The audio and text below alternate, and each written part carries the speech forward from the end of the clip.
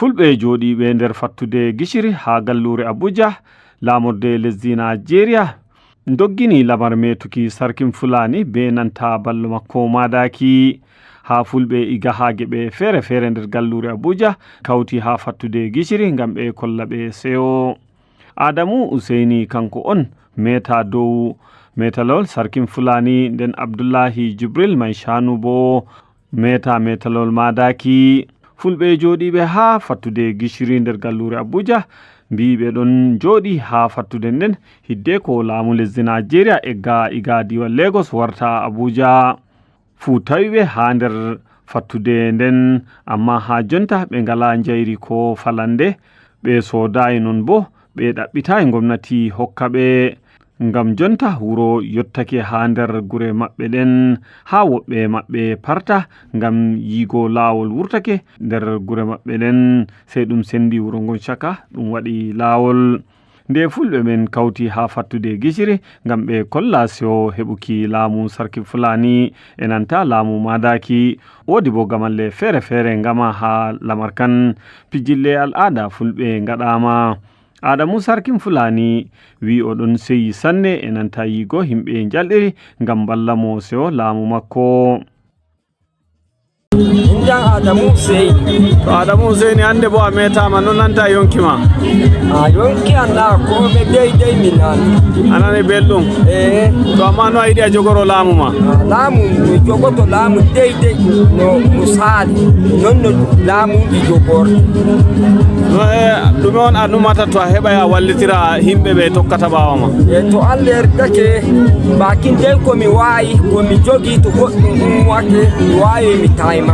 Kanko ma Madakijo makko mai shanu kadima nyukkai seyo mun sanne e wigo bo habde o holla aadilaku ha ndo o dogginirta kugal mako. Miɗimi laaɓa talaka en amminana ɓe nana belɗum amminana belɗum maɓɓe. To nden no gatta heɓa gomnati anda ɓe bojji mum ɓe gannuɗi gonduɗo. To kadim hay gomnati kam hay to min jeyi to muɗum fa.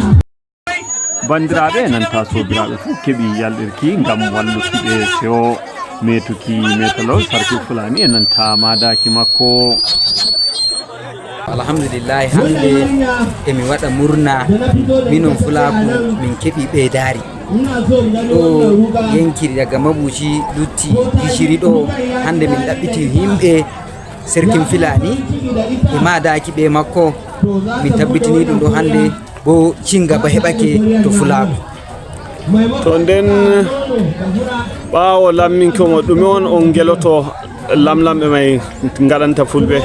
To alhamdulillah kullum komin toroto gomnati minon fulɓe ala hakika ɗo fa min dima fu goɓɓe ɓe ma ɓe yata ƴankasa en fa ɗo ɓe gari ɓe tawini amman ɗo joni da to a rari a haskotoɗo fu to daruɗa sai ja cuuro mawko minon ɗo ɗum min daña amman to ɓe pulotiji gari sai ɓe biya min woy min ummo min hakkilana ɓe to min toro gomnati ngam Allah gomnati rara fulɓe Abuja e gite basira ɗum ɗaɓɓitana min wuri ɗon to ɗum tawi min ɗum wuri amin nonna e keɓori ko ɓe tawi to minon ma min kiɗi to tawi min e alana min fellere amin sannan emin toro gomnati nomadi ɓe fuɗɗi bo nomadi ɓe gaɗay nomadi amman gefe ɓe gaɗata min kiɗi ko goye wuro especially kiɓa wuro goɗa joni ɗo wodi sarkin Fulani ɗum waɗa nomadi ɗon ɗum wadda makaranta ha wuro joni ɗo wuro goto a rari a yiya sukaɓe ɓuri ɓe sukam 200 to ɓe jangata emin toro gomnati ngam Allah ɗaɓɓitana min fu to wuro fulɓe woni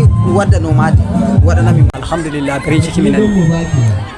To nden banda ɓawa nango belɗum fulɓe ngari kawtiɗo nden bo a yibana ɗum ɗo habda wuro ngo goyɗi jaɓego ɗum ɗon gannude fulɓe gidata. Gaskiya min godi matsala to sire ɗo min to ɗum faɗi fu ɗum wiway min to ɗum faɗi fu ɗum wiway min ngala jonde belde amma min ɗon toro gomnati tayma ko min ga Allah ina ɗo woɗɗinana min ngala wa ɗo min daña fa ɗo min daña dañoɓe amin ma fa ɗo ɗum dañi ɗum wala e anduɗon banda e Abuja. wala anduɗo ɗo min Abuja min andi nden bo yonta ha bandiraɓe maɓɓe rewɓe fu kolli sewo maɓɓe be laamu ngun wodi bo Aisha e nanta Kadiza pamtimɓe rayuji maɓɓe. Mi waɗi farin ciki sosai sai dai Allah sa kai alheri kowa Allah hore da wuro jan mi yetti nden duuɓi noye gaɗɗon ɗo? Duuɓi min gaɗi duuɓi 40 ɗo. farin ciki sosai min gode sako ya amma himɓe daga toye ɓe toye giyeɗa ba himɓe ngari? yimɓe baɗaki sosai gari.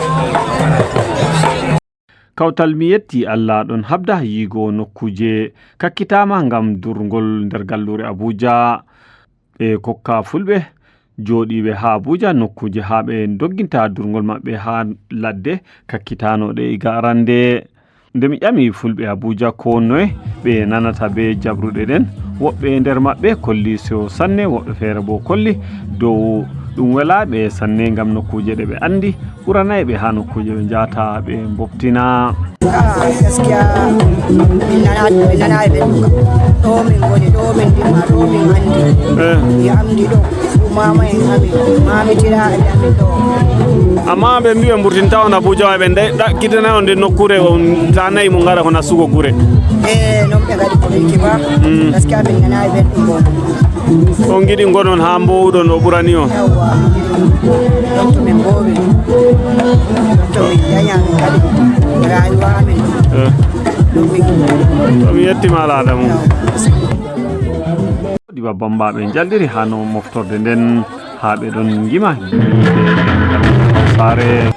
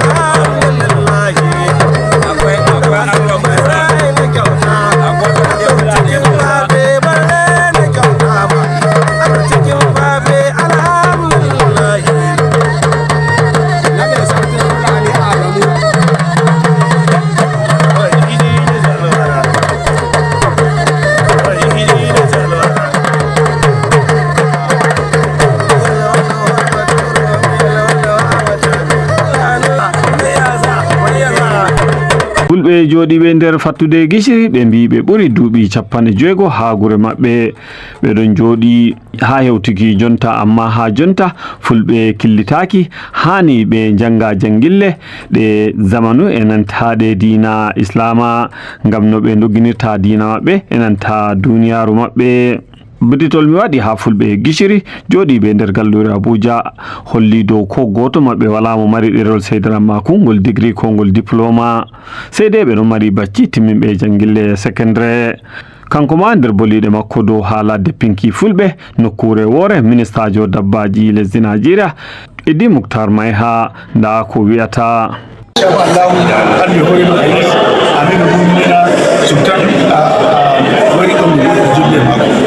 Komin goni hande ni dabbaji ɗon ɓe duratan to go Abuja ɗum halayi wuro ɗon ɗum mawni hande na motaji da ci'e e ko nandi ɓe banni hamɓe bo ɓe joni ɗo ɓe gonno ko joni wuro mawni woni tawiɓe so minimum wiyataɓe hande shawara ɓe jettata hande wala ɓe tappata goɗɗo ɓe jettata nayi goɗɗo ɓe ñamata eɓe holli kamɓe ɓe dala ɗon ɓe gota e gandum ciwo grade reserve ɓe wo'ina gandum ciwo ga nayi woni Abuja jotta wodi e Pakum Kore wodi e Kawu wodi e Buci wodi e Karshi ɗi pat maji to a hawti ɗum wodi babe wodi wada hoto ko joɗa ton woto haɗi hoto ko joni ɗum wala waɗirta ndiyam go hande mi jara ɗi piyaɗo mi jara mbaɗude dabbaji min gaddabo makarantaji